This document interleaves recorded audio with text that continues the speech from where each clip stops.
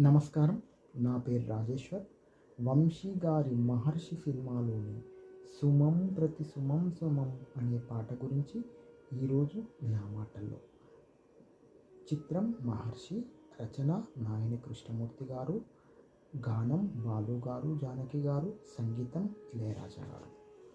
సుమం ప్రతి సుమం సుమం అనే పాట నేపథ్యం నేను ఒక పేపర్లో చదివిన సందర్భం.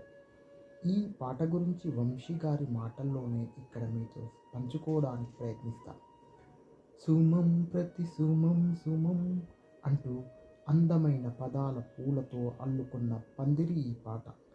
సువాసనలు వెదజల్లే కుసుమాల వంటి పదాలలో అల్లిన మాలిక ఈ పాట. భావ కవిత్వ పలుకులతో గుదిగుచ్చిన పుష్పగుచ్చం ఈ పాట.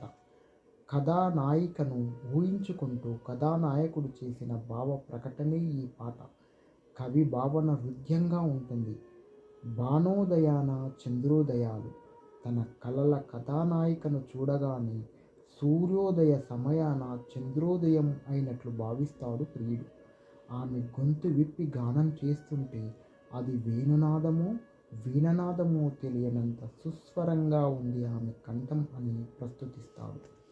ప్రేమలో పడిన వారికి తను ప్రియురాల్ని తలుచుకుంటే హృదయాంతం ఆనంద తరంగిణ అవుతుంది.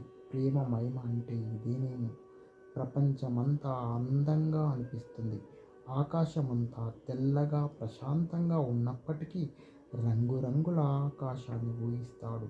ఆమెను ప్రణయ రాగ దేవతగా, చెలియా ప్రణయాన్ని అందుకోవడం ఒక వరంగా భావిస్తాడు ప్రేమికుడు. తన మనస్సులో ప్రేయసిని ఊహించుకుంటూ కలిగే సౌఖ్యం స్థిరంగా మధురంగా ఉంటుందనుకుంటాడు. తన మనస్సంతా ప్రేమమయంగా ఊహల్లో విహరిస్తాడు. ప్రపంచమంతా ప్రణయ కలహాలు కూడా ఉంటాయనుకుంటాడు. ఈ పాటలో హృదాంతరం, సురతం, రాగిళ్ళసాలు వంటి మంచి మంచి పదాలను ఉపయోగించారు రచయిత. ఒక ప్రేమికుడు అంతరంగాన్ని అద్భుతంగా ఆవిష్కరించినది ఈ పాట. ఈ నా ప్రయత్నం మీకు నచ్చితే నాకు ఈ భావ వ్యక్తీకరణను మీ స్నేహితులకు పంపి నా ఈ ప్రయత్నాన్ని సహకరించగలరు.